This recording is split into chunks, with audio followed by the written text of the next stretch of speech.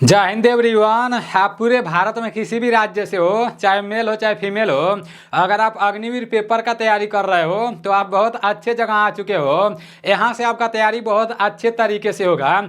जिस दिन का हम लोग काफ़ी बेसब्री से इंतजार कर रहे थे, फाइनली आज वो दिन आ ही गया मेरे भाई। मतलब बस मेहनत करते रहना है। आप जो सोच रहे हो ना वो होगा, लेकिन मेरे भाई दिल से मेहनत करना पड़ेगा। देखो, जब मैं उस तरह से पढ़ाता था तो आप लोगों से बार बार बोलता था कि एक डिजिटल बोर्ड लाना है, डिजिटल बोर्ड आ जाएगा तो मैं आप लोगों के सामने आकर पढ़ाऊंगा तो कितना अच्छा रहेगा। तो देखो, मैं आप लोगों से बार बार बोलता रहा, मेहनत करता रहा, तो फाइनली उसका नतीजा निकल गया। तो इसी तरह से आप किसी भी लाइन में लगे हुए हो मेरे भाई, अगर दिल से मेहनत करोगे ना तो आपका मेहनत बेकार नहीं जाएगा। अभी आज के इस वीडियो में टोटल 50 प्रश्न लिए गए हैं, ठीक है ना। कितने प्रश्न लिए गए हैं? टोटल 50 प्रश्न लिए गए हैं, जिसमें से 15 प्रश्न जीके के रहने वाले हैं और 15 प्रश्न जीएस के रहने वाले हैं, 15 प्रश्न मैथ के रहने वाले हैं और 5 प्रश्न रीजनिंग के रहने वाले हैं। पूरा प्रश्न समाप्त होने के बाद लास्ट में ईमानदारी पूर्वक से कमेंट करके बताना कि इन 50 प्रश्नों में से आपका कितना प्रश्न सही हुआ है। देखो, जो 15 प्रश्न जीके का है ये तो मैं आप लोगों को करा दूंगा, और जो 15 प्रश्न जीएस का है वो भी मैं आप लोगों को करा दूंगा। लेकिन जो 15 प्रश्न मैथ का है ना उसको शिवम सर कराएंगे। तो अभी शिवम सर आ रहे हैं, उनका परिचय मैं अभी आप लोगों से करा दे रहा हूँ, ठीक है ना। अभी चलते हैं अपने प्रश्नों की तरफ। आपका सबसे पहला प्रश्न है कि रोहतांग दर्रा किस राज्य में स्थित है। रोहतांग दर्रा किस राज्य में स्थित है? आप सभी लोगों को पता होना चाहिए, मैं कई बार बता चुका हूं। देखो, इस चैनल पर जितना भी आप लोगों का क्लास चलेगा बस उसको आप लोग देखते रहना। अगर एक बार ध्यान से देख लोगे ना तो ऐसा हो ही नहीं सकता है कि वो आपके दिमाग में सेट ना हो। बस मैं इसको एक ही बार नहीं कराऊंगा, एक बार मैं करा दे रहा हूं, फिर संडे के दिन दोबारा आप लोगों का रिवीजन होगा, ठीक है ना। तो रोहतांग दर्रा किस राज्य में स्थित है? जम्मू कश्मीर, उत्तराखंड, हिमाचल प्रदेश और लद्दाख है। तो इसका राइट आंसर हिमाचल प्रदेश हो जाएगा, ठीक है ना। Himachal Pradesh is right answer. Rohtang दर्रा किस राज्य में स्थित है? तो रोहतांग दर्रा हिमाचल प्रदेश में स्थित है। हिमाचल प्रदेश की राजधानी कहां पर है? तो हिमाचल प्रदेश की राजधानी शिमला है। देखो, अग्निवीर के पेपर में ना कुछ पूछे या ना पूछे, लेकिन प्रत्येक राज्य का राजधानी आप लोग को याद कर लेना है, क्योंकि किसी न किसी राज्य के राजधानी के बारे में जरूर पेपर में पूछा जाएगा। सभी राज्य के राजधानी के बारे में याद कर लेना है। दूसरा नंबर, सभी राज्य के राज्यपाल के बारे में याद कर लेना है, और सभी राज्य के मुख्यमंत्री के बारे में याद कर लेना है। और यहाँ एक बात और मैं आप लोगों को बता दे रहा हूँ, आप लोगों को यह भी याद कर लेना है कि मुख्यमंत्री बनने के लिए न्यूनतम आयु कितना होना चाहिए, प्रधानमंत्री बनने के लिए न्यूनतम आयु कितना होना चाहिए, राष्ट्रपति बनने के लिए न्यूनतम आयु कितना होना चाहिए, उपराष्ट्रपति बनने के लिए न्यूनतम आयु कितना होना चाहिए। ये पूरा आप लोग को याद कर लेना है, क्योंकि यहाँ से एक प्रश्न जरूर पूछे जाएंगे, 100% पूछे जाएंगे। आप लोग देख लेना, ठीक है ना। नेक्स्ट प्रश्न की तरफ चलते हैं।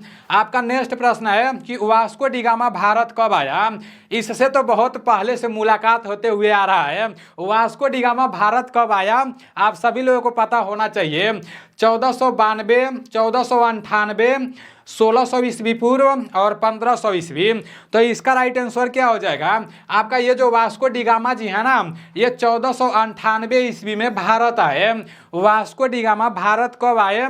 तो वास्को डिगामा भारत 1498 ईस्वी में आए। आप सभी लोगों को पता होना चाहिए। अगर मतलब पूछ देता है कि भारत का खोज किसने किया, तो भारत का खोज वास्को डिगामा ने किया, ठीक है ना। और ये जो वास्को डिगामा नाम है, तो ये कहाँ के रहने वाले थे? वास्को डिगामा एक पुर्तगाली थे, ठीक है ना, पुर्तगाल के रहने वाले थे। और ये जो 1492 दिया है इसके बारे में भी आप लोगों को पता होना चाहिए। 1492 में जैसे कोलंबस ने अमेरिका का खोज किया, तो ये भी आप लोगों को पता होना चाहिए। 1492 और 1498 में कभी कभी कन्फ्यूजन हो जाता है, तो आप लोगों को कन्फ्यूजन में पढ़ने का जरूरत नहीं है, क्योंकि आप लोग एनडीसी के स्टूडेंट हो, नीलेश डिफेंस कैरियर के स्टूडेंट हो। हमारे कुछ दोस्त लोग एनडीसी का थंबनेल लगाए हैं यूट्यूब में, तो उन लोगों को मैं बहुत बहुत धन्यवाद देना चाहूँगा कि इतना ज़्यादा भरोसा करते हैं। आपका नेक्स्ट प्रश्न है कि इजराइल में फंसे, देखो करंट अफेयर्स का प्रश्न है और जब आप पेपर देने जाओगे ना मेरे भाई करंट अफेयर्स के प्रश्न जरूर पूछे जाएंगे। अभी ये जो मैच वैच होता है इन सब चीज़ों से, स्पोर्ट्स से ना जरूर प्रश्न पूछे जाते हैं, तो ये भी आप लोगों को पता होना चाहिए। इजराइल में फंसे भारतीयों को वापस लाने के लिए चलाए गए अभियानों को क्या नाम दिया गया है? इजराइल में फंसे भारतीयों को वापस लाने के लिए चलाए गए अभियानों का क्या नाम दिया गया है? Operation Ganga, operation Ajay, operation Vijay और नाट, इनमें से कोई नहीं। तो इसका राइट आंसर क्या हो जाएगा?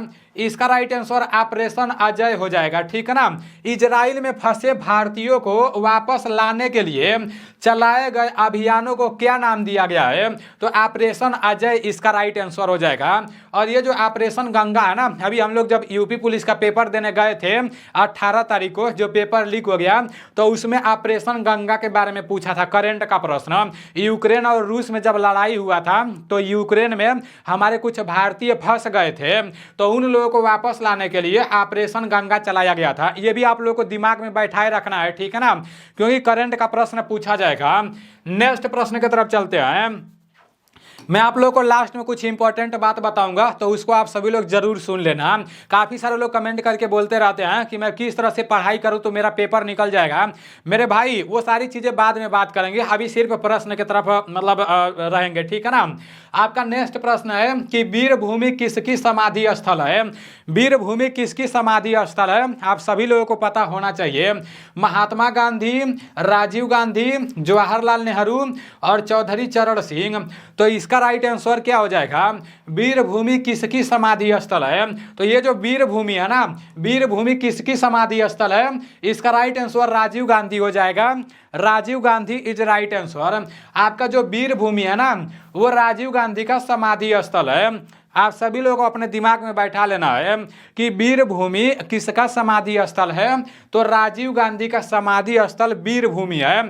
अगर पूछ देगा कि महात्मा गांधी जी का समाधि स्थल का क्या नाम है, महात्मा गांधी जी के बारे में तो आप लोगों को पता होना चाहिए। ये जो महात्मा गांधी जी है ना, इनका जन्म कब हुआ था? तो महात्मा गांधी जी का जन्म आपका 2 अक्टूबर कब हुआ था? 2 अक्टूबर 1869 ईस्वी में, ठीक है ना। 2 अक्टूबर 1869 ईस्वी में महात्मा गांधी जी का जन्म हुआ था। और 2 अक्टूबर को एक दिवस भी मनाया जाता है। उस दिवस का क्या नाम है? आप सभी लोगों को पता होना चाहिए। अहिंसा दिवस के रूप में मनाया जाता है 2 अक्टूबर को, ठीक है ना। 2 अक्टूबर 1869 को महात्मा गांधी जी का जन्म हुआ था। और महात्मा पूछ देगा कि महात्मा गांधी जी के समाधि स्थल का क्या नाम है? तो महात्मा गांधी जी के समाधि स्थल का क्या नाम है? आप सभी लोगों को पता होना चाहिए, क्योंकि महात्मा गांधी से रिलेटेड आपके पेपर में एक प्रश्न जरूर पूछे जाएंगे, ठीक है ना। महात्मा गांधी जी के समाधि स्थल का नाम है राजघाट। क्या नाम है? राजघाट, ठीक है ना। अभी पता है यहाँ पर जैसे मैं पहला बार क्लास करा रहा हूँ, तो अभी पूरा अच्छे से जैसे इसके बारे में मुझे ज़्यादा नॉलेज नहीं है, तो इस तरह से मतलब लिखा जा रहा है। लेकिन टेंशन ना लो, ये सारी चीज़ें सब धीरे धीरे सेट हो जाएंगी। एक बाइक तो कुछ होता नहीं है, मैं 2-3 दिन से इसी में लगा था, ठीक है ना। सारी चीज़ें मैं सीख लूँगा और आप लोगों को बेहतरीन तरीके से सारी चीज़ों को बताऊँगा। बस आप लोगों को क्लास अटेंड करते रहना है। अगर रेगुलर क्लास अटेंड करते रहोगे ना तो कहीं भी कुछ प्रॉब्लम नहीं होगा। और यहाँ से पढ़ने के बाद कहीं भी टेस्ट वेस्ट लगा लेना, देखना आपका अच्छा स्कोर आएगा और पेपर भी पास कर जाओगे। बस आपके अंदर पागलपन होना चाहिए, ठीक है ना। वीरभूमि किसकी समाधि स्थल है? राजीव गांधी की। महात्मा गांधी जी का तो मैं बताया ही हूँ कि राजघाट इसका राइट आंसर हो जाएगा, ठीक है ना। नेक्स्ट प्रश्न की तरफ चलते हैं। आपका नेक्स्ट प्रश्न है कि विश्व कैंसर दिवस कब मनाया जाता है?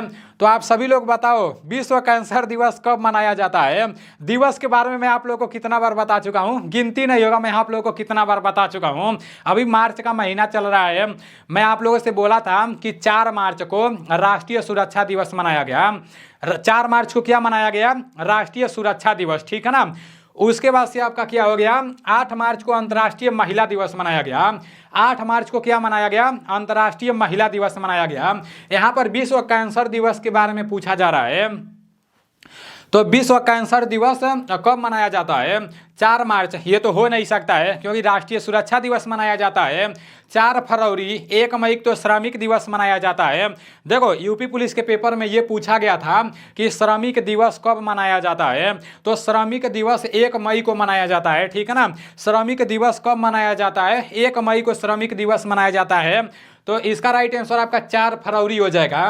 विश्व कैंसर दिवस कब मनाया जाता है? तो विश्व कैंसर दिवस आपका 4 फरवरी को मनाया जाता है। याद रखना, विश्व कैंसर दिवस 4 फरवरी को मनाया जाता है। नेक्स्ट प्रश्न की तरफ चलते हैं। देखो मेरे भाई, मेरा बस एक ही मकसद है कि मैं आप लोगों को जो कुछ भी बताऊं वो सारी चीज़ें आप लोगों को याद हो जाए।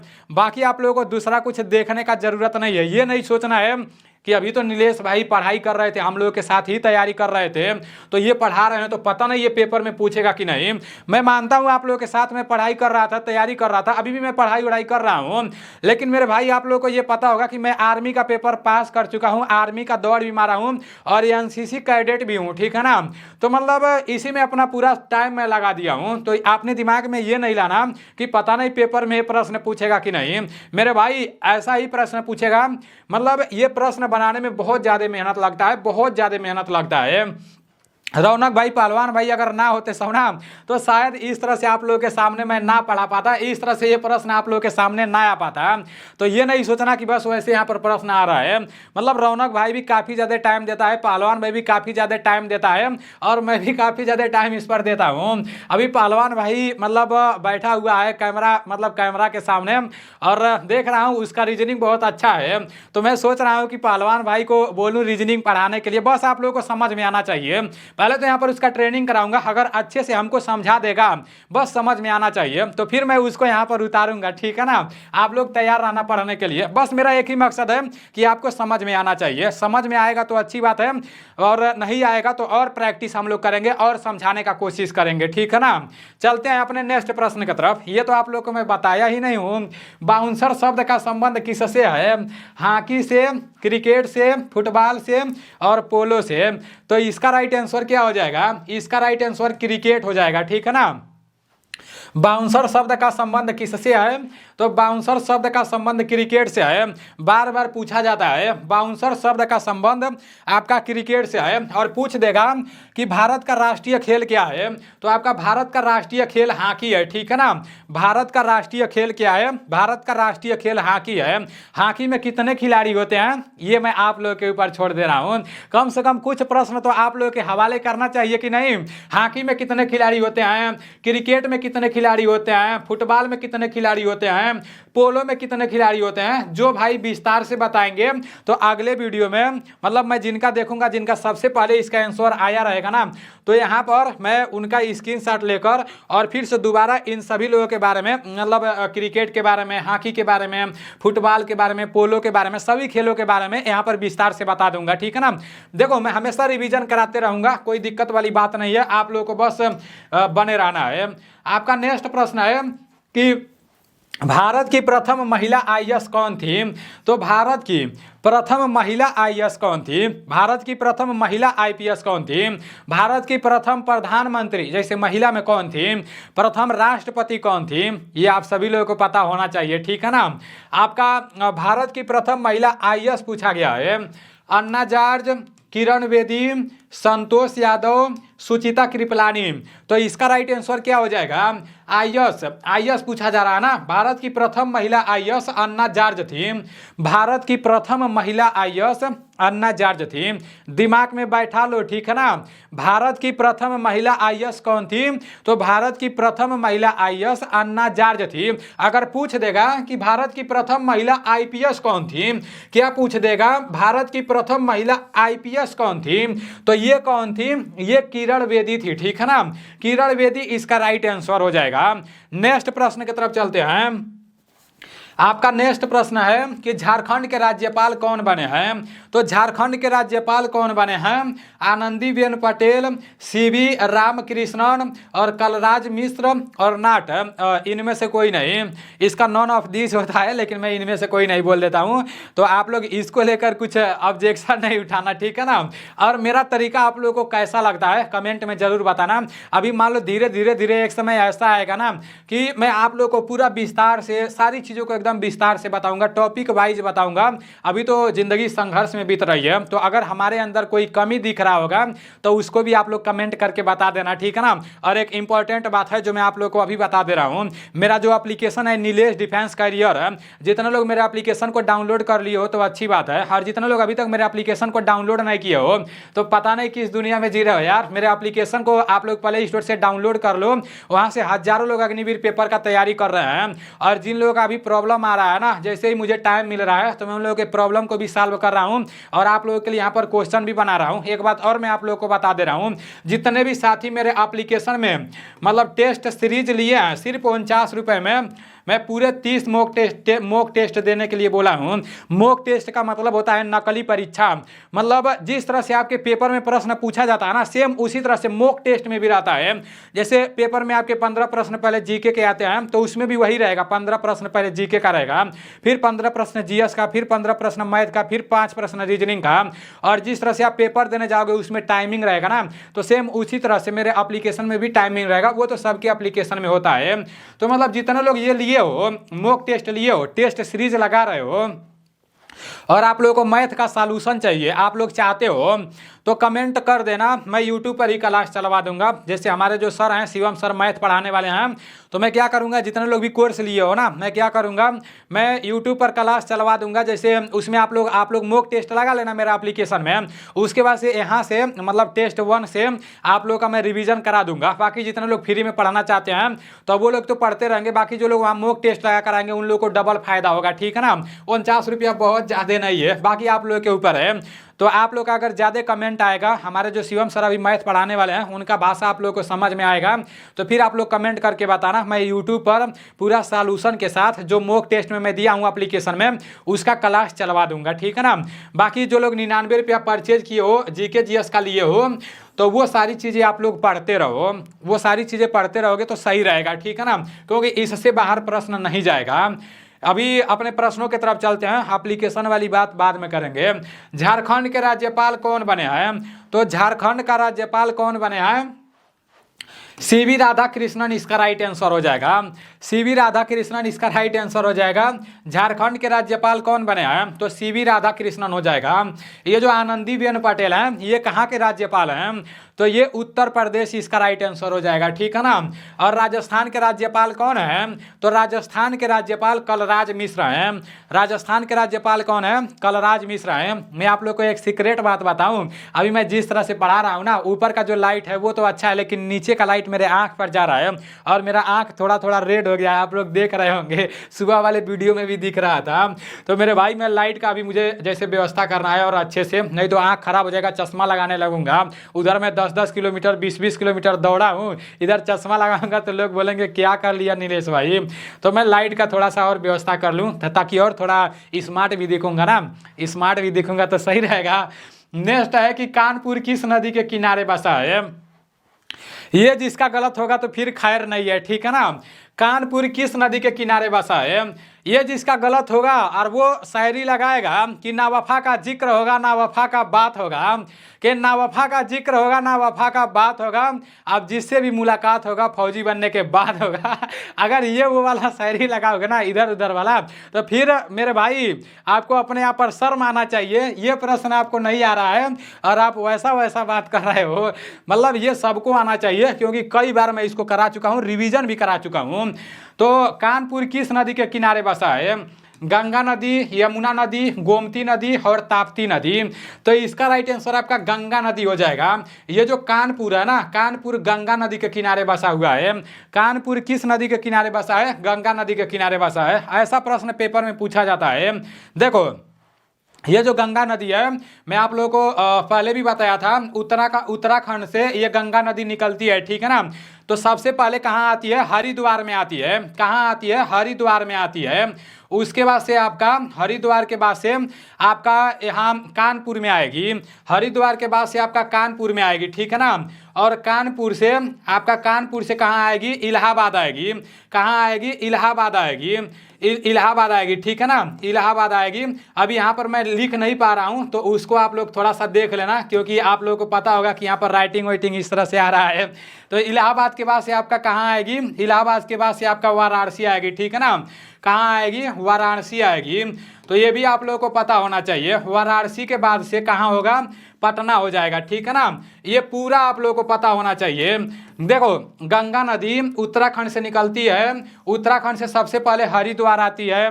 तो पूछेगा कि हरिद्वार किस नदी के किनारे बसा है? तो हरिद्वार गंगा नदी के किनारे बसा है।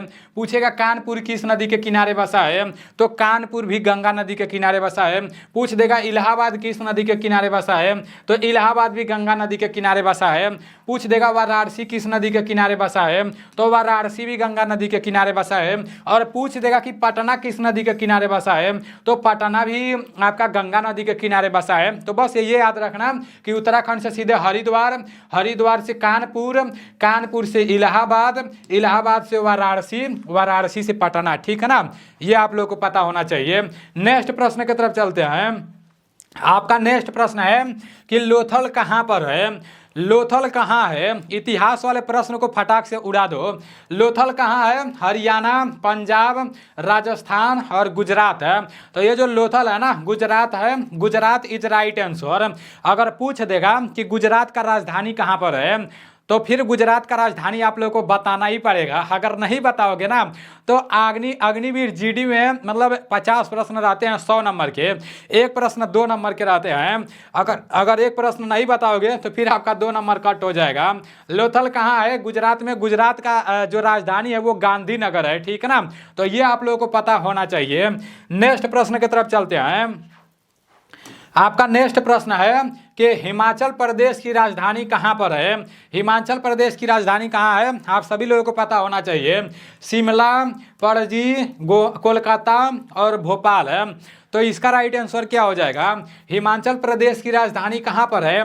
हिमाचल प्रदेश की राजधानी आपका शिमला है, ठीक है ना। हिमाचल प्रदेश का राजधानी कहाँ पर है? तो हिमाचल प्रदेश का राजधानी शिमला है। पूछ देगा कि गोवा का राजधानी कहाँ पर है? तो गोवा का राजधानी आप लोगों को बताना ही पड़ेगा। अगर नहीं बताओगे ना तो 2 नंबर कट हो गया। तो फिर मेरे भाई वो जो बुलेट पर सोच रहे हो कि आर्मी लिखवा कर चलना है, नहीं चल पाओगे मेरे भाई। आप शेरों वाला जिंदगी जीना चाहते हो ना तो थोड़ा सा मेहनत कर लो, फिर आप कहीं भी सीना तान के चलते रहना, ठीक है ना। हिमाचल प्रदेश की राजधानी कहाँ पर है? शिमला है। गोवा की राजधानी पणजी है, ठीक है ना। गोवा की राजधानी कहाँ पर है? तो पणजी है। पूछ देगा कोलकाता, पश्चिम बंगाल का राजधानी कहाँ पर है? तो आपका पश्चिम बंगाल का राजधानी कोलकाता है। पश्चिम बंगाल का राजधानी कहाँ है? तो पश्चिम बंगाल का राजधानी कोलकाता है। और पूछ देगा कि मध्य प्रदेश का राजधानी कहाँ पर है? तो मध्य प्रदेश का राजधानी कहाँ पर है? मध्य प्रदेश का राजधानी भोपाल है। ये भी कोई बताने वाली बात है? मध्य प्रदेश तो सभी लोगों को पता होना चाहिए, क्योंकि कितना प्यारा है ना मध्य प्रदेश, बहुत प्यारा नाम है। तो मध्य प्रदेश के बारे में आप लोग को पता होना चाहिए। मध्य प्रदेश की राजधानी भोपाल है, ठीक है ना। और सबसे ज़्यादा बाघ कहाँ पर पाए जाते हैं? तो वो मध्य प्रदेश में ही पाए जाते हैं। सबसे ज़्यादा बाघ मध्य प्रदेश में ही पाए जाते हैं। और मतलब सबसे ज़्यादा हिरण भी कहाँ पाए जाते हैं ये नहीं है, ठीक है ना। बस आप लोग को याद करने के लिए बताया हूँ कि बस ये जो बाघों की संख्या है ना सबसे ज़्यादा मध्य प्रदेश में है। नेक्स्ट प्रश्न के देखो, मध्य प्रदेश के मुख्यमंत्री कौन है? मध्य प्रदेश का राज्यपाल कौन है? कमेंट में भरा हुआ होना चाहिए। अगर नहीं कमेंट करोगे ना तो फिर देख लेना मेरे भाई, अपने साथ आप गद्दारी करोगे। यही 1 महीना है, अभी आपका ऑनलाइन समाप्त हो गया है। 1 महीना मेहनत कर लो, नहीं तो बाद में फिर रोना पड़ जाएगा। जिस भाई का पेपर नहीं निकलता है, एज निकल जाता है ना, उससे पूछना। और जिस भाई का दौड़ नहीं निकलता है, 1 सेकंड से रस्सी पर से बाहर हो जाता है ना, तो उससे पूछना कि टाइम का कीमत क्या होता है। मेरे भाई आपको 1 भी मिनट अपना इधर उधर नहीं बर्बाद करना है, सारा इधर अपना फोकस लगाना है। पोंगल किस राज्य का प्रमुख त्यौहार है? पोंगल किस राज्य का प्रमुख त्यौहार है? असम, तमिलनाडु, बिहार और केरल है। तो इसका राइट आंसर क्या हो जाएगा? पोंगल किस राज्य का प्रमुख त्यौहार है? तो पोंगल तमिलनाडु का प्रमुख त्यौहार है, ठीक है ना। एकदम दिमाग में बैठा लेना, पोंगल तमिलनाडु। देखो नाम से लग रहा है ना, पोंगल किस राज्य का प्रमुख त्यौहार है? पोंगल तमिलनाडु। देखो पोंगल ल मिल रहा है ना, तमिलनाडु, जैसे नाम से लग रहा है कि पोंगल तमिलनाडु का ही हो सकता है। देखो साफ साफ देखो, अगर आप लोग सोचोगे तो नाम से ही लग रहा है, ठीक है ना। तो ये आप लोगों को पता होना चाहिए। और जो एक भरतनाट्यम लोक नृत्य है वो भी बहुत ज़्यादा पूछता है। भरतनाट्यम लोक नृत्य कहाँ का है? तो वो भी तमिलनाडु का ही है, वो आप लोगों को पता होना चाहिए। और जो क्षत्रिय लोक नृत्य है ना, तो वो आपका असम का है, ये भी आप लोगों को पता होना चाहिए। नेक्स्ट प्रश्न की तरफ चलते हैं। आपका नेक्स्ट प्रश्न है कि संपूर्ण क्रांति किसका नारा है? संपूर्ण क्रांति किसका नारा है? रविंद्रनाथ टैगोर, जयप्रकाश नारायण, मंगल पांडे और महात्मा गांधी। संपूर्ण क्रांति किसका नारा है? यहाँ पर मैं आप लोगों को एक बात बता दे रहा हूँ, एकदम पूछा जाएगा, ठीक है ना। कुछ लोगों को ये नहीं पता रहता कि मैं किस टाइप का प्रश्न पढ़ूं तो मतलब पेपर में पूछ देगा, लेकिन आप लोगों को तो पता है। यहाँ पर जैसे पूछा गया कि संपूर्ण क्रांति किसका नारा है, यहाँ पर तो नारा पूछ दिया है। अगली बार पता है क्या पूछा गया था? हमसे खुद पूछा गया था, मैं खुद पेपर देने गया था तो पूछा गया था कि मतलब ऐसे पूछ देता है कि महात्मा गांधी का, जैसे महात्मा गांधी कहाँ के रहने वाले हैं, और भी मतलब पूछ देगा भगत सिंह जी कहाँ के रहने वाले हैं, और भी मतलब काफ़ी सारा प्रश्न पूछ देता है, ठीक है ना। सुभाष चंद्र बोस जी का जन्म कहाँ पर हुआ था, तो इस टाइप का प्रश्न पूछा जाता है। और ये सारा प्रश्न मैं अपने एप्लीकेशन में डाल दिया हूँ, 99 रुपये वाला जो कोर्स है ना, उसमें आप लोगों को ये सारा टॉपिक वाइज देखने को मिल जाएगा, तो वहाँ से आप लोग देख लेना, ठीक है ना। संपूर्ण क्रांति किसका नारा है? संपूर्ण क्रांति किसका नारा है? जयप्रकाश नारायण इसका राइट आंसर हो जाएगा। संपूर्ण क्रांति किसका नारा है? तो जयप्रकाश नारायण इसका राइट आंसर हो जाएगा। पूछ देगा कि मारो फिरंगी को, खतरनाक है ना, मारो फिरंगी को, ये किसका नारा है? तो मंगल पांडे जी का है, ठीक है ना। मारो फिरंगी को, ये किसका नारा है? मंगल पांडे का है। अब नेक्स्ट प्रश्न की तरफ चलते हैं। एक बात और मैं आप लोगों को बता दे रहा हूँ, जितने भी साथियों को ये नहीं पता होगा कि मेरे एप्लीकेशन को कैसे डाउनलोड करना है, किस तरह से उसमें कोर्स को लेना है, टेस्ट सीरीज कैसे लेना है, किस तरह से पढ़ना है, तो आप लोग कमेंट करके बता देना। अगर 20 कमेंट ऐसा आ जाएगा ना, तो इसके ऊपर मैं पूरा विस्तार से वीडियो बनाऊंगा कि भाई आपको किस तरह से पढ़ना है, किस तरह से एप्लीकेशन को डाउनलोड करना है। तो देखते हैं कितने लोग कमेंट करते हैं। आपका नेक्स्ट प्रश्न है कि बैरकपुर छावनी का नेतृत्व किसने किया था? बैरकपुर छावनी का नेतृत्व किसने किया था? ये समझो आपका दोस्त है, ये आपका पीछा नहीं छोड़ेगा। मंगल पांडे, बैरकपुर छावनी, 34वीं नेटिव इन्फेंट्री बटालियन, ये समझो आपका दोस्त है, ठीक है ना। इसको आप लोगों को मतलब भूलना नहीं है। बैरकपुर छावनी का नेतृत्व किसने किया था? मंगल पांडे, बेगम हजरत महल, रानी लक्ष्मीबाई और अजीमुल्लाह है। तो इसका राइट आंसर मंगल पांडे हो जाएगा। बैरकपुर छावनी का नेतृत्व किसने किया था? तो बैरकपुर छावनी का नेतृत्व किसने किया था? मंगल पांडे इसका राइट आंसर हो जाएगा। बैरकपुर छावनी का नेतृत्व किसने किया था? मंगल पांडे। अगली बार पूछा गया था कि मंगल पांडे का संबंध किससे है? तो मंगल पांडे का संबंध 1857 की क्रांति से है। मंगल पांडे का संबंध 1857 की क्रांति से है, ठीक है ना। और मंगल पांडे का संबंध इससे मतलब मंगल पांडे से रिलेटेड 1857 की क्रांति से रिलेटेड जितना भी प्रश्न बनता है वो पूरा प्रश्न मेरे एप्लीकेशन में मिल जाएगा, ठीक है ना। अब कुछ लोग सोच रहे होंगे कि नीलेश भाई के एप्लीकेशन में ऐसा क्या है कि बार बार बोल रहा है, एक बार जाकर देख लेना, पता लग जाएगा, ठीक है ना। आपका नेक्स्ट प्रश्न है कि 2023 में महिला T20 वर्ल्ड कप की मेजबानी किस देश ने की? लिख दे रहा हूँ यहीं पर, स्क्रीनशॉट मारूंगा जब पेपर देकर आओगे तो, ठीक है ना। स्क्रीनशॉट मार के आप लोगों को दिखाऊंगा कि ये प्रश्न देखो आपके पेपर में पूछा गया था, इसी तरह से बताऊंगा और तेज बोल बोल कर बताऊंगा, ठीक है ना, क्योंकि ये प्रश्न पूछा जाएगा इसलिए मैं बोल रहा हूँ। यहाँ बोला गया कि 2023 में महिला T20 वर्ल्ड कप की मेजबानी किस देश ने की? भारत, दक्षिण अफ्रीका, फ्रांस और अमेरिका। तो इसका राइट आंसर दक्षिण अफ्रीका हो जाएगा। दक्षिण अफ्रीका इज राइट आंसर। 2023 में महिला T20 वर्ल्ड कप की मेजबानी किस देश ने की? दक्षिण अफ्रीका इसका राइट आंसर हो जाएगा। याद रखना, पेपर देकर आओगे तो मैं पूछूंगा कि ये प्रश्न आया था कि नहीं आया था, ठीक है ना। तो आप लोग इसको याद कर लेना। अभी आप लोगों के 15 प्रश्न सामान्य ज्ञान के समाप्त हो चुके हैं। अब आ चुके हैं सामान्य विज्ञान। सामान्य विज्ञान की तरफ चलते हैं। सामान्य विज्ञान का पहला प्रश्न है कि प्रोटीन की खोज किसने की। ये कोई बताने वाली बात है? प्रोटीन की खोज किसने की? बता दो मैं नहीं बताया हूँ, खाली बता दो तुम मैं नहीं बताया हूँ। बताया हूँ, एक बार नहीं कई बार बताया हूँ। अगर नहीं पता होगा ना तो फिर मेरे भाई फिर देख लेना, हमसे बुरा कोई होगा नहीं। प्रोटीन की खोज किसने की एकदम पता होना चाहिए। फंक ने, मुल्डर ने, अरस्तु ने, लुई पास्चर ने। तो इसका राइट आंसर मुल्डर हो जाएगा। प्रोटीन का खोज किसने किया था? तो प्रोटीन का खोज मुल्डर ने किया था। प्रोटीन का खोज मुल्डर ने किया था, ठीक है ना। और पूछ देगा कि विटामिन का खोज किसने किया, तो आपका विटामिन का खोज फंक ने किया था, ठीक है ना। विटामिन का खोज फंक ने किया था, प्रोटीन का खोज मुल्डर ने किया था। एक बात और मैं आप लोगों से बता दे रहा हूँ, जब प्रोटीन आ गया तो कभी कभी पूछता है सामान्य विज्ञान में ही कि शरीर का निर्माण मतलब करने में कौन सा सहायक होता है, तो वो प्रोटीन होता है, ठीक है ना। प्रोटीन होता है। तो ये भी आप लोगों को पता होना चाहिए, प्रोटीन से शरीर निर्माण होता है। नेक्स्ट प्रश्न की तरफ चलते हैं। बोल देता है कि ऊर्जा किससे मिलता है, तो कार्बोहाइड्रेट से, ठीक है ना। और सबसे ज़्यादा कार्बोहाइड्रेट किस में पाया जाता है, तो सबसे ज़्यादा कार्बोहाइड्रेट चावल में पाया जाता है। आपका नेक्स्ट प्रश्न है, एकदम इंडियन आर्मी का फेवरेट प्रश्न है, ये पीछा नहीं छोड़ता है। संतरे में कौन सा विटामिन पाई जाती है, तो संतरे में कौन सा विटामिन पाई जाती है, आप सभी लोगों को पता होना चाहिए। संतरे में कौन सा विटामिन पाई जाती है, बार बार पूछा जाता है। Vitamin A, vitamin D, vitamin C और विटामिन बी। तो इसका राइट आंसर क्या हो जाएगा, संतरे में विटामिन सी पाया जाता है, ठीक है ना। बस संतरे में नहीं, हर एक खट्टे चीज में विटामिन सी पाया जाता है, दिमाग में बैठाए रखना। विटामिन सी की कमी से कौन सा रोग होता है, तो विटामिन सी की कमी से स्कर्वी रोग होता है, ठीक है ना। विटामिन सी की कमी से कौन सा रोग होता है, तो विटामिन सी की कमी से स्कर्वी रोग होता है। और विटामिन ए की कमी से कौन सा रोग होता है, तो विटामिन ए की कमी से रतौंधी रोग होता है, ठीक है ना। विटामिन ए की कमी से रतौंधी रोग होता है। और विटामिन डी की कमी से कौन सा रोग होता है, तो विटामिन डी की कमी से रिकेटस रोग होता है। पूछ देगा विटामिन बी की कमी से कौन सा रोग होता है, तो विटामिन बी की कमी से बेरी बेरी रोग होता है। ये आप लोगों को पता होना चाहिए।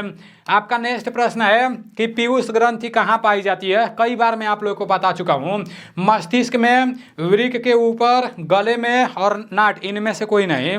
तो इसका राइट आंसर क्या हो जाएगा, पीयूष ग्रंथि कहाँ पाई जाती है, तो पीयूष ग्रंथि मस्तिष्क में पाई जाती है।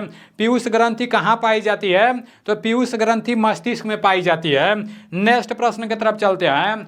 देखो, मस्तिष्क का बड़ा भाग अगर पूछ देगा तो क्या क्या मारना है, मतलब मस्तिष्क का अगर बड़ा भाग पूछ देगा तो प्रमस्तिष्क ऑप्शन में रहेगा, उस पर ट्रिक मारना है, ठीक है ना।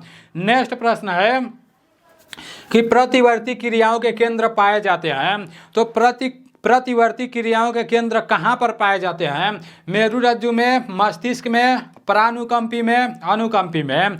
तो इसका राइट आंसर आपका मेरुरज्जु हो जाएगा। मेरुरज्जु इज राइट आंसर। प्रतिवर्ती क्रियाओं के केंद्र कहाँ पाए जाते हैं, तो प्रतिवर्ती क्रियाओं के केंद्र मेरुरज्जु में पाए जाते हैं, ठीक है ना। नेक्स्ट प्रश्न की तरफ चलते हैं। आपका नेक्स्ट प्रश्न है कि आंख का कौन सा भाग दान किया जाता है, कार्निया, रेटिना, आइरस और लेंस। तो इसका राइट आंसर क्या हो जाएगा, आंख का कौन सा भाग दान किया जाता है, तो आंख का कौन सा भाग दान किया जाता है, इसका राइट आंसर आपका कार्निया हो जाएगा, ठीक है ना।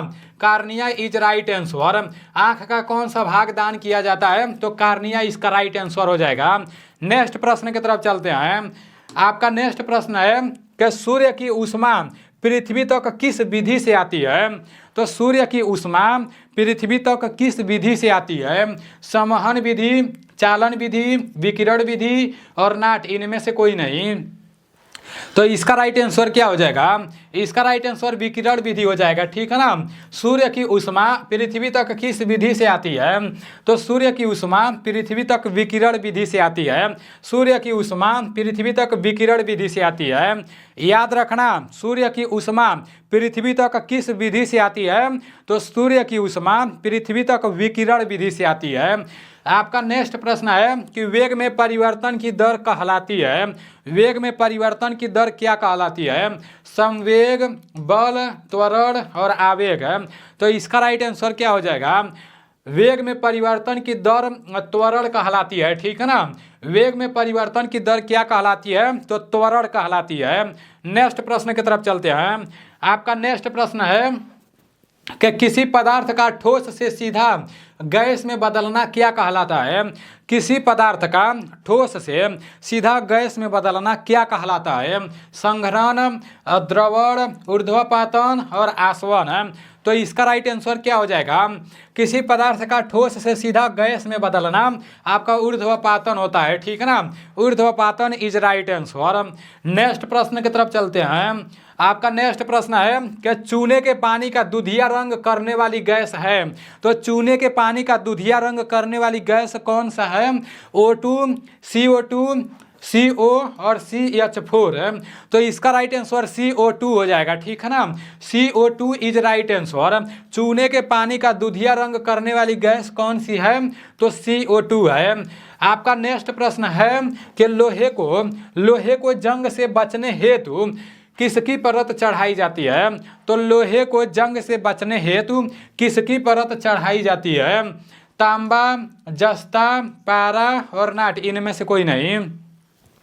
तो इसका राइट आंसर आपका जस्ता हो जाएगा, ठीक है ना। ये प्रश्न शायद कल के क्लास में ये गलत हो गया था, उसको आप लोग देख लेना। शायद 60 नंबर पर ये प्रश्न था, उसको आप लोग देख लेना, ठीक है ना। लोहे को जंग से बचाने हेतु किसकी परत चढ़ाई जाती है, तो जस्ता इसका राइट आंसर हो जाएगा। नेक्स्ट प्रश्न की तरफ चलते हैं। आपका नेक्स्ट प्रश्न है कि उच्च श्रेणी का कोयला है। उच्च श्रेणी का कोयला है, इसका राइट आंसर क्या हो जाएगा। एंथ्रेसाइड, पीट, बिटमनी, नाट, इनमें से कोई नहीं। तो इसका राइट आंसर एंथ्रेसाइड हो जाएगा, ठीक है ना। एंथ्रेसाइड इज राइट आंसर। उच्च श्रेणी का कोयला कौन सा है, तो एंथ्रेसाइड है। नेक्स्ट प्रश्न की तरफ चलते हैं। आपका नेक्स्ट प्रश्न है कि मूत्र में कौन सा अम्ल पाया जाता है। तो मूत्र में कौन सा अम्ल पाया जाता है। यूरिक अम्ल, फार्मिक अम्ल, लैक्टिक अम्ल और नाट, इनमें से कोई नहीं। तो मूत्र में कौन सा अम्ल पाया जाता है। मूत्र में यूरिक अम्ल पाया जाता है। मैं आप लोगों को कई बार बता चुका हूं कि मूत्र में कौन सा अम्ल पाया जाता है। मूत्र में यूरिक अम्ल पाया जाता है। एक बात मैं आप लोगों को बताऊं, अगली बार जब पेपर हुआ था ना, तो उस टाइम पता है कौन सा प्रश्न ज़्यादा पूछा जा रहा था कि चींटी के डंक में कौन सा अम्ल पाया जाता है। और सिर्फ एक शिफ्ट में नहीं, जितने लोग पेपर देने जा रहे थे, जब पेपर दे कर आ रहे थे, तो वो लोग पूछ रहे थे कि चीटिया वाला पूछा था। तो चीटिया वाला आप लोगों को पता होना चाहिए। यहाँ मूत्र वाला बोला है तो यहाँ तो यूरिक अम्ल हो जाएगा, लेकिन पूछ देगा कि चींटी के डंक में कौन सा अम्ल पाया जाता है। तो चीटिया के डंक में फार्मिक अम्ल पाया जाता है। चीटिया के डंक में कौन सा अम्ल पाया जाता है, फार्मिक अम्ल पाया जाता है। और दही में कौन सा अम्ल पाया जाता है, तो दही में लैक्टिक अम्ल पाया जाता है। ये भी आप लोगों को पता होना चाहिए। दही में कौन सा अम्ल पाया जाता है, लैक्टिक अम्ल पाया जाता है। पैराशूट बनाने में किसका उपयोग किया जाता है। PVC, PS, LP और CFC। तो इसका राइट आंसर PVC हो जाएगा। PVC is right answer.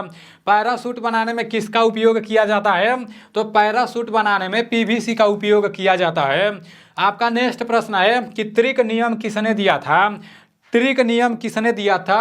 डोबे, राइनर, मोजले, न्यूलैंड और मंडलीफ। तो इसका राइट आंसर क्या हो जाएगा, इसका राइट आंसर डोबे, राइनर हो जाएगा, ठीक है ना। त्रिक नियम किसने दिया था, तो डोबे, राइनर इज राइट आंसर। त्रिक नियम किसने दिया था, डोबे, राइनर, इसका राइट आंसर हो जाएगा। आपका नेक्स्ट प्रश्न है कि मेंडलीफ की आवर्त सारणी का आधार है। मेंडलीफ की आवर्त सारणी का आधार है, इसका राइट आंसर क्या हो जाएगा। परमाणु क्रमांक, परमाणु भार, तुल्यांकी भार और नाट, इनमें से कोई नहीं। तो इसका राइट आंसर परमाणु भार हो जाएगा, ठीक है ना। मेंडलीफ की आवर्त सारणी का क्या आधार है, तो परमाणु भार इज राइट आंसर। अभी शिवम सर आ रहे हैं मैथ पढ़ाने के लिए। हमारे शिवम सर आ चुके हैं, इनके बारे में मैं आप लोगों को थोड़ा सा जानकारी दे रहा हूं। जैसे ये हमारे भी सर हैं और आप लोगों के भी सर हैं। जब मैं क्लास 9 में पढ़ता था तो मैं सर के पास कोचिंग पढ़ने जाता था। ये 2010 से ही मतलब क्लास कराते हैं, कंपटीशन वाले लड़के मतलब इनके पास पढ़ने आते हैं और इनके पास भी काफ़ी ज़्यादा एक्सपीरियंस है। आप लोग खुद अभी आज पढ़ के जान जाओगे, ठीक है ना। और काफ़ी सारे लोग बोलते हैं कि नीलेश भाई मैथ मुझे समझ नहीं आता है, आप चैप्टर वाइज क्लास करवाओ। तो टेंशन ना लो, शिवम सर आ गए ना तो पूरा चैप्टर वाइज क्लास चलेगा और एकदम जीरो लेवल से। मैं सर से बोल दिया हूँ कि आप ये सोच कर पढ़ाइएगा कि अगले वाले बंदे को कुछ भी नहीं पता है। मतलब आर्मी के पेपर में जिस टाइप के प्रश्न मैथ में पूछे जाते हैं वो पूरा का पूरा आप एकदम जीरो लेवल से पढ़ाइएगा और हाई लेवल तक। तो अभी तो आप लोगों के पास ज़्यादा टाइम नहीं बचा है, 1 महीने का टाइम बचा है। तो 1 महीने में आप लोगों का प्रैक्टिस सेट चलता रहेगा और आप लोग कमेंट करोगे तो फिर से आप लोगों का पूरा चैप्टर वाइज भी क्लास चलता रहेगा, ठीक है ना। बाकी की बातें शिवम सर खुद बताएंगे और मतलब अपना क्वालिफिकेशन बताएंगे, उसके बाद से क्लास चालू कर देंगे। जय हिंद भाइयों, मैं शिवम कुमार निषाद आप लोग के सामने मैथ लेकर आया हूँ। ठीक है, मैथ के कुल 15 क्वेश्चन लेकर आया हूँ। एक बात और मैं आप लोगों को बता दे रहा हूँ, अभी सर पहला बार मतलब कैमरा के सामने बोल रहे हैं तो थोड़ा सा प्रॉब्लम हो सकता है। देखो जैसे मतलब ये है ना कि आसान भाषा में समझाएंगे लेकिन बोलने में थोड़ा सा प्रॉब्लम हो सकता है, तो उसको आप लोग मैनेज कर लेना, ठीक है ना। बाकी सर खुद आपको बता रहा है, मैं तो अब चलता हूँ, अभी क्वेश्चन बनाना है। ठीक है सर, आप क्लास कराइए। Okay sir, okay. तो दोस्तों आप लोग के लिए क्वेश्चन मैं लेकर आया हूँ। 31 नंबर क्वेश्चन है, पेपर में भी मैथ में 31 नंबर से मैथ का पोर्शन आप लोगों को मिलेगा, ठीक है। और मेरी हाइट और मेरी उम्र मत देखिए, मेरे पास एक्सपीरियंस बहुत ज़्यादा है, मैं 13 सालों से पढ़ाता हूँ और मेरी क्वालिफिकेशन भी बीएड है। और आप लोग मुझसे जुड़ के देखिए, पढ़ के देखिए, ठीक है। बिल्कुल जीरो लेवल से, जिस बंदे को मैथ नहीं आ रहा होगा उसको भी सिखाने की क्षमता हम रखते हैं, उस टाइप का हम मैथ पढ़ाते हैं, ठीक है। एक बार जुड़ के देखिए क्वेश्चन क्या कह रहा है, ठीक है। सीधे हम टॉपिक पे आ रहे हैं, क्वेश्चन देखिए। कह रहा है निम्न में से सबसे छोटी अभाज्य संख्या कौन सी है। अभाज्य संख्या पूछ रहा है, तो अभाज्य संख्या कहते किसे हैं। अभाज्य संख्या वो संख्या होती है जो स्वयं से कटे और 1 से कटे, इसके अलावा अदर किसी संख्या से न कटे। तो देखिए अभाज्य संख्या सबसे छोटी, तो सबसे छोटी अभाज्य संख्या होती है सबसे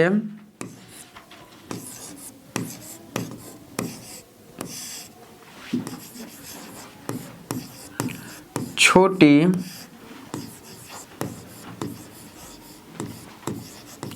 अभाज्य संख्या 2। देखिए 2 ऐसी संख्या है जो 1 से और स्वयं से कटेगा, इसके अलावा और किसी अंक से नहीं कटेगा। और सबसे छोटी अभाज्य संख्या भी पूछे तो यही है। अब देखिए एग्जाम में तो यही क्वेश्चन से हम पूछ नहीं सकता, अभाज्य संख्या से पूछेगा क्या। अब इसका पोस्टमार्टम हम लोग करेंगे, सुनिए। अभाज्य संख्या पूछेगा क्या, पूछ देगा 1 से लेकर 25 तक अभाज्य संख्याएं।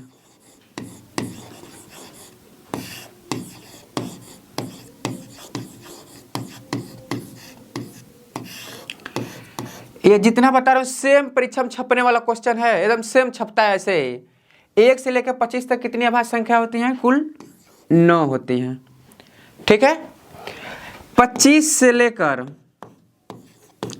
50 तक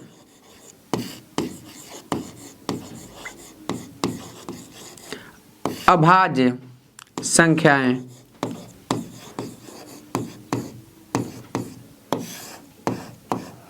6 होती हैं, ठीक है।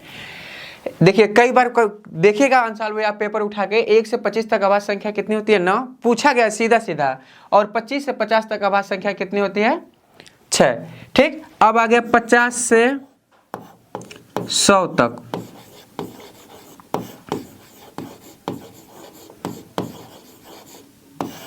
अभाज्य संख्याएं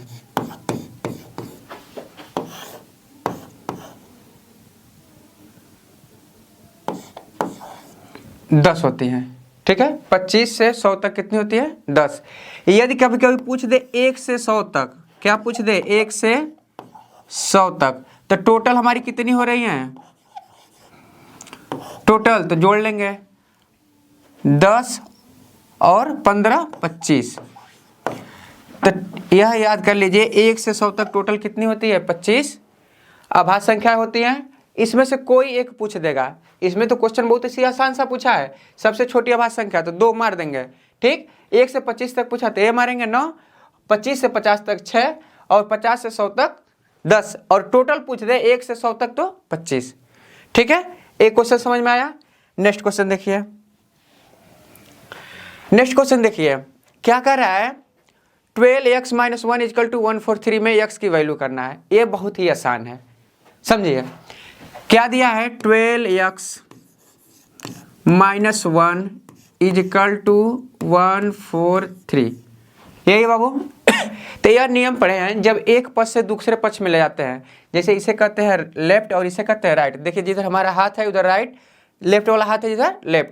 जब भी एक पक्ष से दूसरे पक्ष में ले जाते हैं तो चिन्ह बदल जाता है।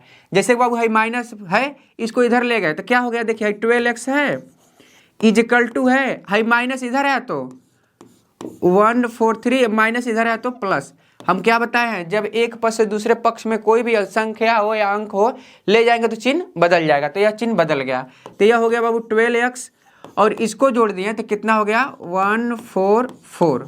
ठीक, 12 गुणांक, गुणांक हमेशा कहाँ आता है, भाग के रूप में आता है। x को रहने देंगे, यह गुणांक है, गुणांक इसके नीचे आएगा तो x = 144 अपान क्या हो गया 12।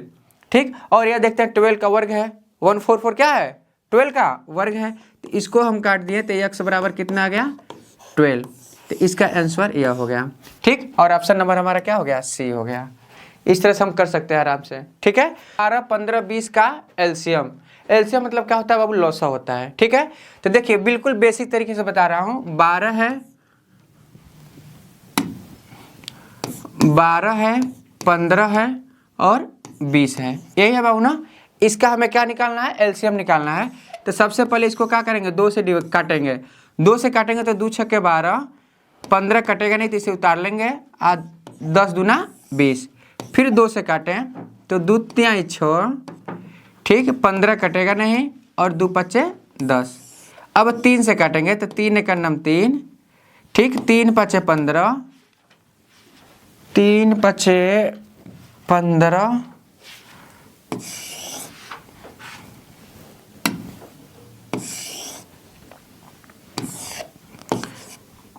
3 × 5 = 15 और यह 5 कटेगा नहीं।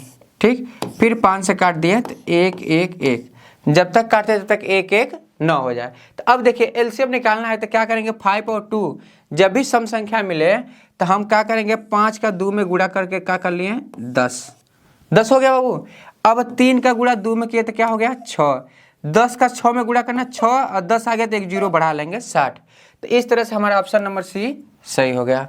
ठीक है, यह क्लियर कीजिए। आगे देखिए, कह रहा है वह छोटी से छोटी संख्या, देखिए टाइपिंग में मिस हुआ है, छोटी नहीं रहेगा, यह रहेगा वह बड़ी से बड़ी संख्या, बड़ी से बड़ी संख्या। देखिए जब भी बड़ी से बड़ी संख्या पूछे तो हमेशा उसका एचसीएफ निकालते हैं, मौसा निकालते हैं। छोटी से छोटी पूछेगा तो एलसीएम निकालेंगे। अब देखिए क्या कर रहा है, देख के डर लग रहा हो लेकिन देखिए बहुत आसान है। कह रहा है वह बड़ी से बड़ी संख्या कौन सी है जिसमें 25, 73, 97 को भाग देने पर प्रत्येक दशम समान शेष बचे। जब भी इस तरह से मिले तो देखिए क्या है, 25 है, 73 है और 97 है। तो सपोज के लिए मान लें समीकरण 1 है, समीकरण 2 है, समीकरण 3 है। तो हम क्या किए हैं, 73 में से 25 को घटा दे, दूसरका में से पहलका को घटाएंगे। ठीक है, तो घटाएंगे तो देखो ये 13 में से 5 घटा कितना बचा 8 बचा, यहाँ 6 में से 2 घटा 4।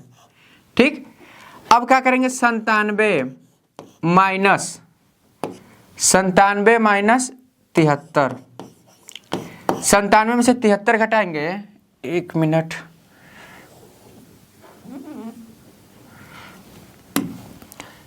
97 में से 73 को घटाएंगे हम तो देखिए 7 में से 3 घटा 4 और 9 में से 7 घटा 2, 24 हो गया। फिर क्या करेंगे 97 में से 25 को घटाएंगे, 97 में से 25 को घटाएंगे तो कितना बचेगा, 7 में से 5 घटा 2, 9 में से 2 घटा 7। इस तरह से घटाने पर हमें कह रहा प्रत्येक दशम समान शेष बचना चाहिए। तो हमने क्या कहा, इसका अभाज्य गुणनखंड कर देंगे या इसको तोड़ेंगे तो क्या लिखेंगे 2 × 24, 24 को क्या लिख सकते हैं 1 × 24 और 72 को क्या लिख सकते हैं 3 × 24। ठीक, मौसम, मौसम किसे कहते हैं? जो दोनों संख्याओं में मिलता हो, तीनों में। तो तीनों में क्या मिल रहा है? 24 यहाँ देखिए मिल रहा है कि नहीं? तो यही हो गया मौसम 24। और ऑप्शन से देखें तो ऑप्शन नंबर हमारा क्या हो गया? डी। ठीक है, नेक्स्ट क्वेश्चन देखिए। सभी स्क्रीनशॉट लेते रहिएगा और केवल वीडियो मत देखिए, पेन कापी लेके साथ में बैठिए, तभी समझ में आएगा अच्छे से।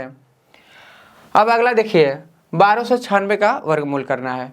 ठीक, वर्गमूल निकालने का दो तरीका बता दे रहे हैं, एक शॉर्ट तरीका बता दे रहे हैं, एक बेसिक। तो बेसिक से देख लीजिए, 1296 है, इसको क्या करेंगे? पहले 2 से डिवाइड करेंगे, 2 से काटेंगे तो क्या होगा? 2 छक्के 12।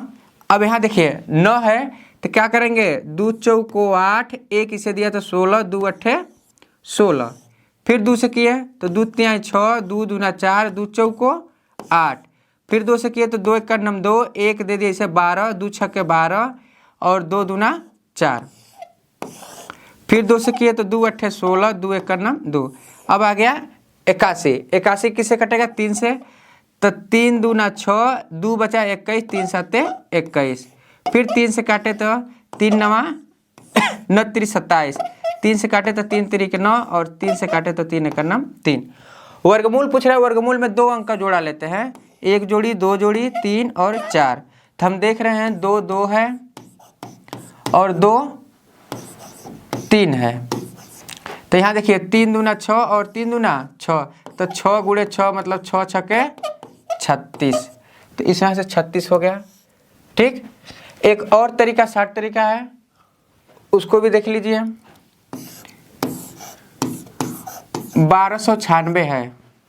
ठीक है बाबू, 6 है तो लास्ट का लेंगे, या तो 4 आएगा इकाई अंक या तो 6 आएगा, और यहाँ से 2 अंक कट जाता है। ठीक, बचा क्या? 12। 12 देखेंगे किसके वर्ग के पास है? 3 का वर्ग करेंगे तो 9 और 4 का वर्ग करेंगे तो 16। ठीक, अब इन दोनों का गुणा करेंगे, 4 तिहाई 12, ये भी 12 है, तो जब सेम आ गया तो इसमें बड़ा वाला ले लेंगे। ठीक है, तो यहाँ से हमेशा छोटा वाला लेंगे 3 और यहाँ से बड़ा वाला लेंगे 6। यदि यही 12 जो है इससे छोटा रहता तो 4 ले लेते, लेकिन 12 आ गया तो 6 लेंगे। ठीक, ये ट्रिक है। ट्रिक जब क्लास उसका लेंगे तो पूरा बेसिक से बता देंगे आप लोगों को। अभी साल पेपर चल रहा है तो इसलिए ऐसे बता रहे हैं। ठीक, स्क्रीनशॉट इसका ले लीजिए। अब देखिए मध्य अनुपात, 4 और 16 का मध्य अनुपात। मध्य अनुपात का फॉर्मूला होता है, देखिए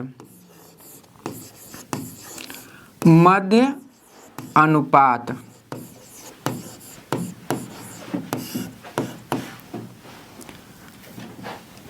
ए और बी का ए और बी का मध्य अनुपात पूछे तो क्या लिखेंगे? Underwood A B.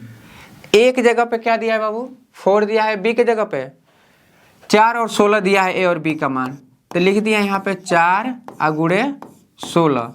ठीक, तो अब 4 का वर्गमूल हमसे पूछे तो 4 का वर्गमूल 2 होता है और 16 का 4 होता है, तो 4 दूना 8। तो इस तरह से वर्गानुपात क्या हो गया? मध्य अनुपात 8।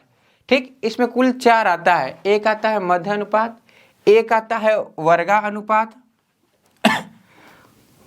ए और बी का प्रथमानुपात।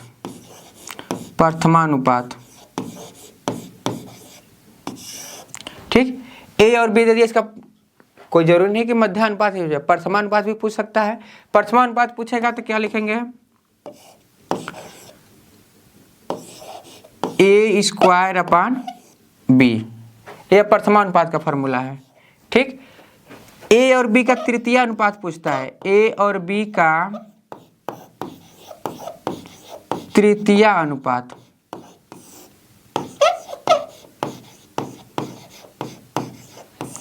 तृतीय अनुपात पूछेगा तो हो जाएगा बी स्क्वायर अपान ए। ठीक, एक चतुर्था अनुपात पूछता है, ए बी और सी का चतुर्था अनुपात।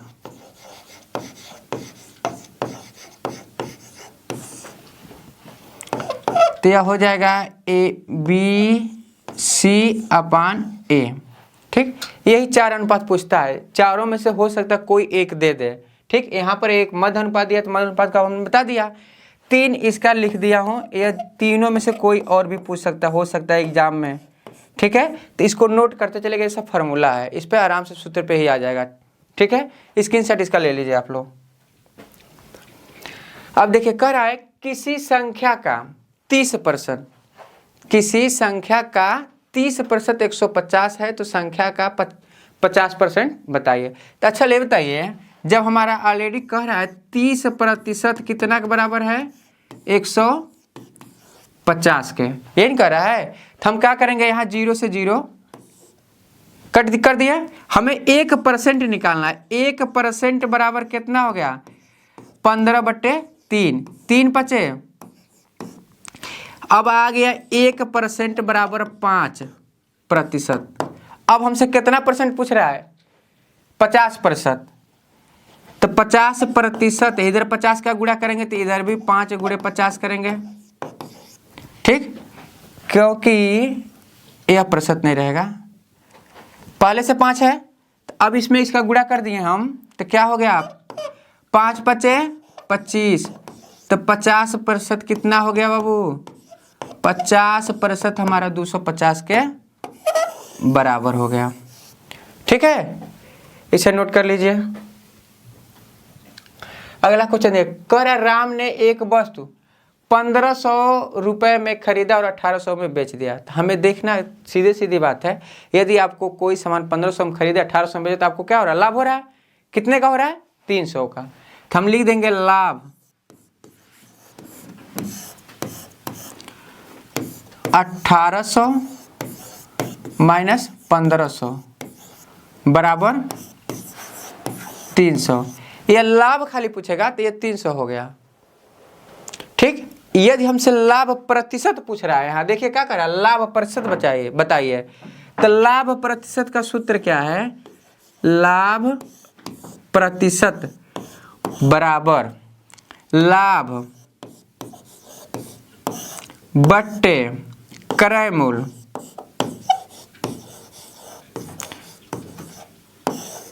गुणे 100%। ठीक, जब भी इस तरह से पूछे लाभ प्रतिशत, लाभ बटे क्रय मूल्य, हमेशा क्रय मूल्य ही आएगा नीचे। तो लाभ कितना हो रहा है, 300 का, क्रय मूल्य मतलब कितना का हम खरीद रहे हैं, कितना का खरीदे हैं, 1500 का, 300 बटे 1500 गुणे 100। तो हम यहाँ देख रहे हैं 1 0 2 0, तो 2 0 से 2 0 कट गया, 3 से 15 कवर में कटा, 3 5 15। अब 5 का भाग हमें 100 में देना था, देखिए 5 दूना 10 और 1 0 बचा तो 0, तो कितना आ गया हमारा, 20% का उसे क्या हो गया, लाभ हो गया। ठीक, यदि हानि पूछता तो सेम यही फॉर्मूला ऐसे लगेगा, बस क्या हो जाएगा, हानि प्रतिशत बराबर हानि बट्टे क्रय मूल्य आएगा, इसमें भी क्रय मूल्य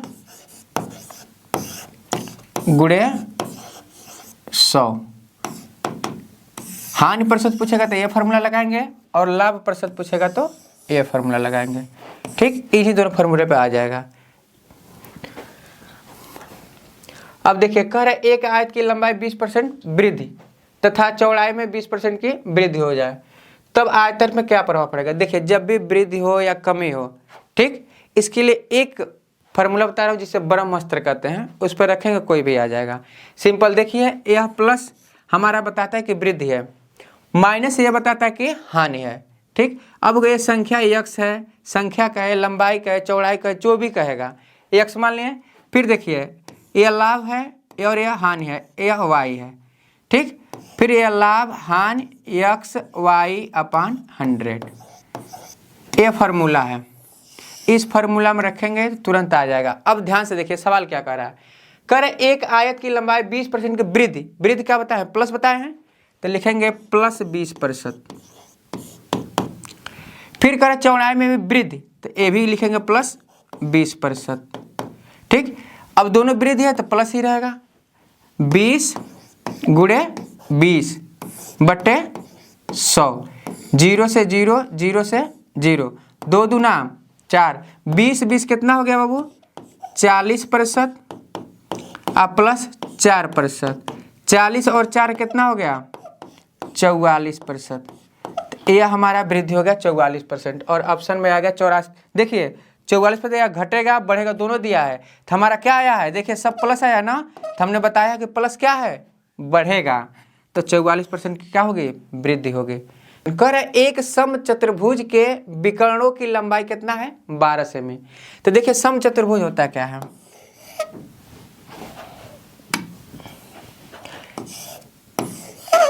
सम चतुर्भुज में क्या होता है सभी भुजाएं बराबर होती है, किंतु इसके विकर्ण क्या होते हैं अलग अलग होते हैं। यहाँ ऐसे बन गया है लेकिन विकर्ण अलग अलग होगा, ठीक है, वो सही नहीं है फिगर। देखिए अब इसका लेकिन फॉर्मूला क्या है, जब भी विकर्ण पूछे तो हम लिखेंगे विकर्ण का वर्ग, विकर्णों का वर्गों का योग 12 का वर्ग 16 का वर्ग बराबर 4 भुजा का वर्ग, ये फॉर्मूला है, ठीक है। दो विकर्णों के वर्गों का योग उसके परिमाप के वर्ग के बराबर होता है। तो अब 12 का वर्ग करेंगे तो 144 हो जाएगा, 16 का करेंगे तो कितना हो जाएगा 256 बराबर 4 भुजा स्क्वायर,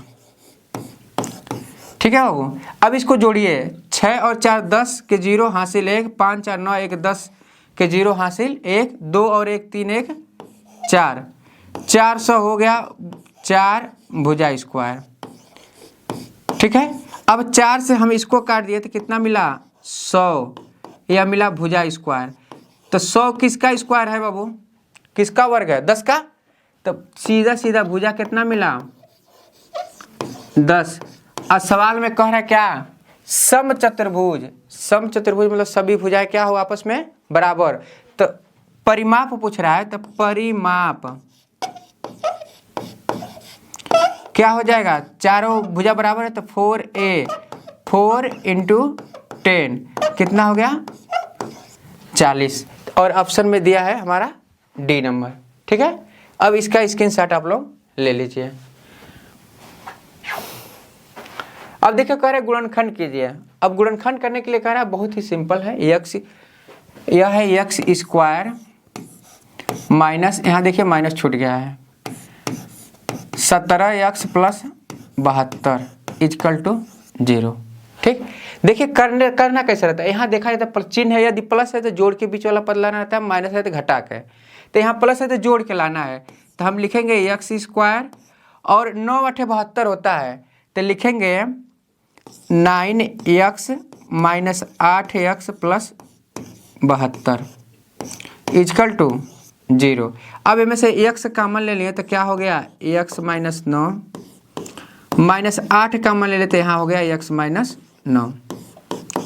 जब देखते हैं दोनों कोष्टक में समान मान आए तो हमारा सही है, तो x - 9 समान आ रहा है, तो x - 9 ले लिए तो क्या बचा x - 8 बराबर 0। अब इसको एक बार लिखेंगे x - 9 बराबर 0, तो x बराबर कितना हो गया 9।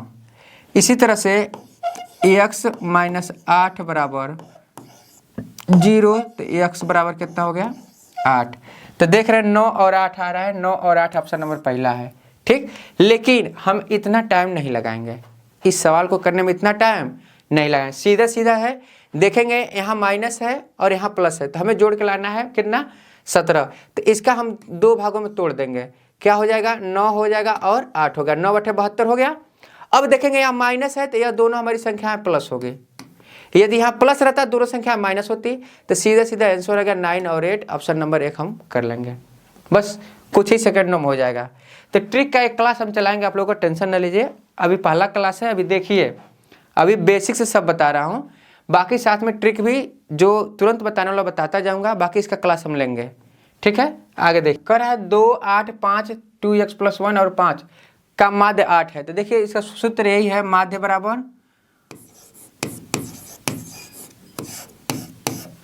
पदों का योग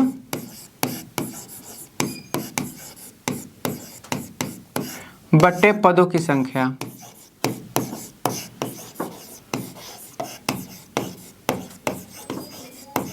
ठीक, अब माध्य कितना दिया है 8, तो माध्य की जगह पर 8 रख दिए हैं, पदों का योग सभी पदों को जोड़ना है। तो पहला देखिए 3 दिया है पद, फिर 8 दिया है, फिर क्या दिया है 5 दिया है, फिर 2x + 1 दिया है और फिर लास्ट में 5 दे दिया है।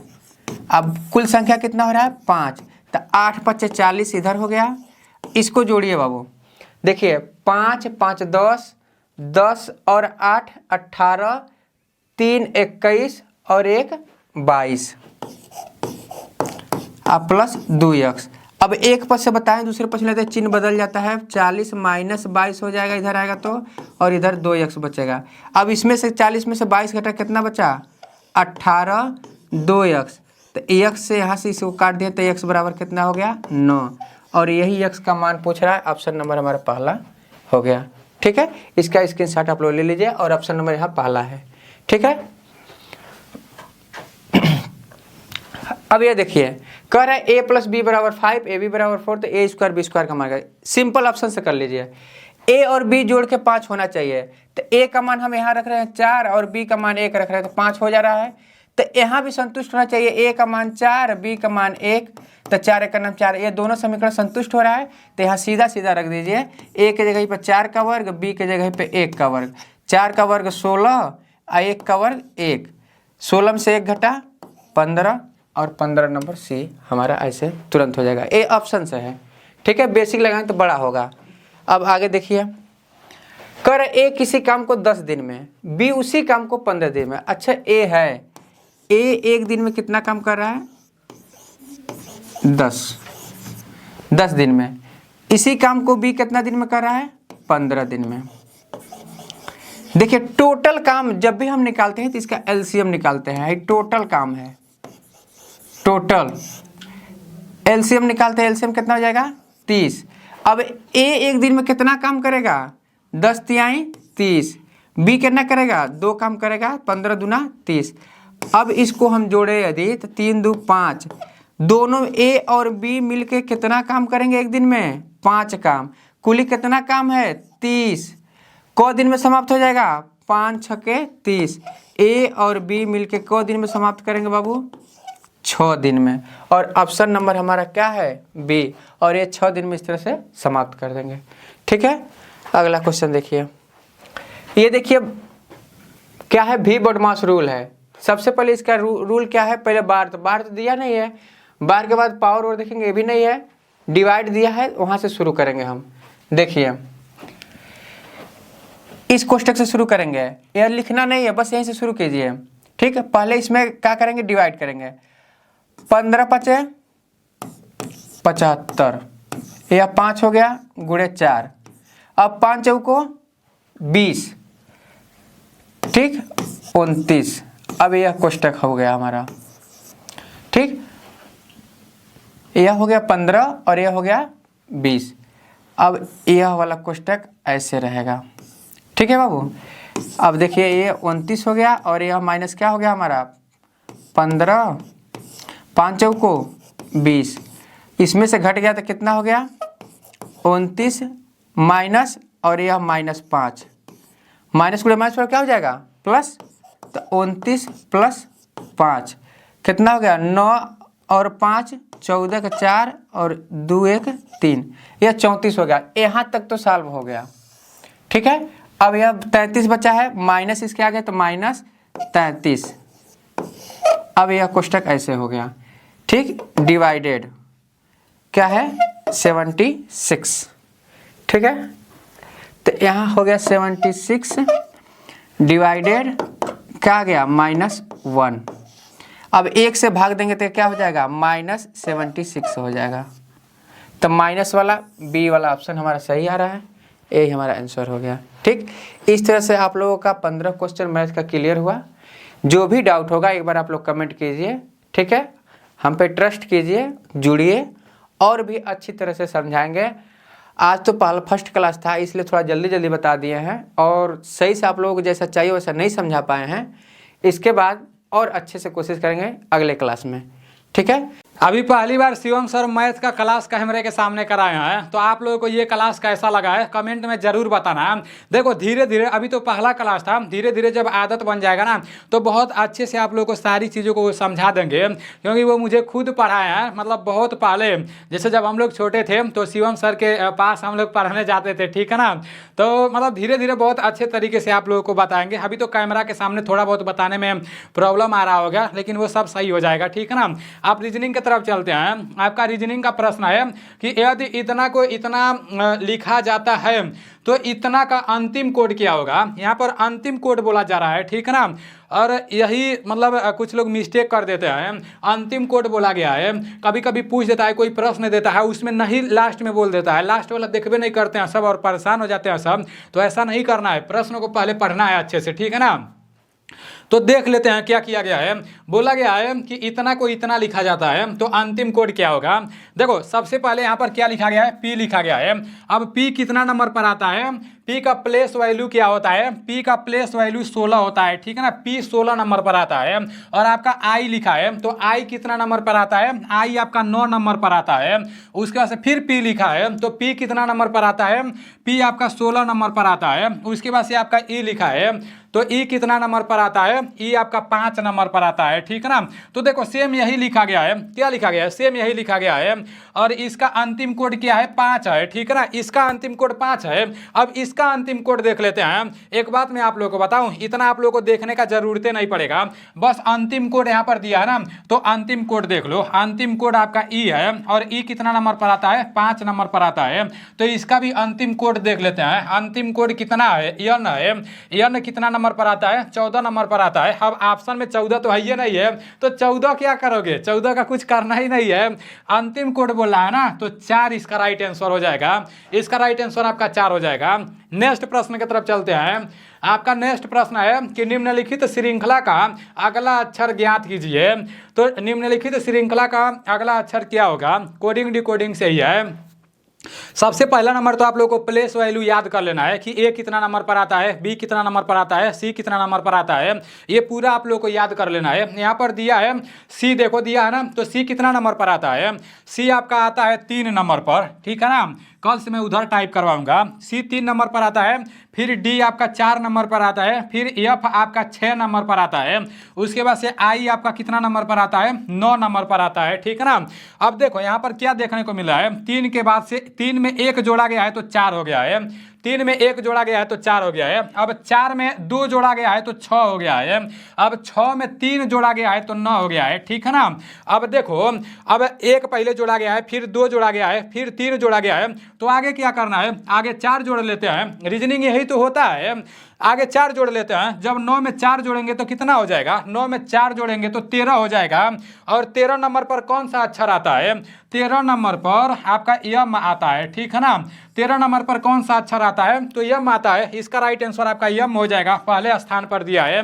तो ऐसे आप लोगों को ऐसे प्रश्नों को करना है। नेक्स्ट प्रश्न की तरफ चलते हैं। कल क्या करेंगे, इधर ही इसको टाइप करवाएंगे, ठीक है ना। आपका है कि यदि उत्तर पूरब उत्तर होगा तो पूरब क्या होगा, यदि उत्तर पूरब उत्तर होगा तो पूरब क्या होगा। दिशा वाला प्रश्न है।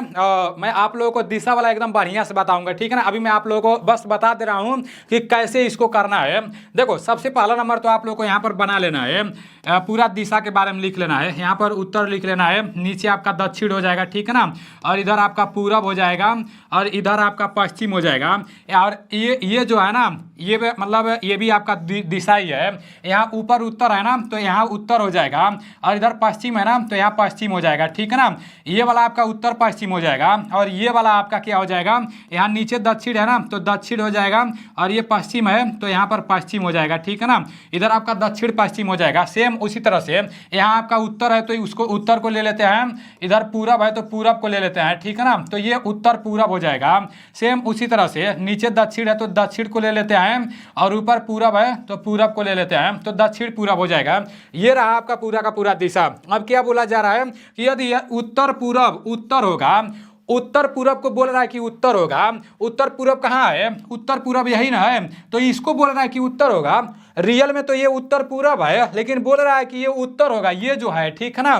तो फिर बोला जा रहा है कि तो उत्तर पूरब उत्तर होगा तो पूरब क्या होगा, बोल रहा है कि तो पूरब क्या होगा, ये रहा आपका पूरब, ये क्या हो जाएगा, अगर ये आपका उत्तर होगा, देखो जैसे उत्तर पूरब यहाँ है, ये उत्तर पूरब जब यहाँ आएगा तो कितना डिग्री आएगा, 45 डिग्री आएगा, ठीक है ना, कितना डिग्री आएगा, 45 डिग्री आएगा।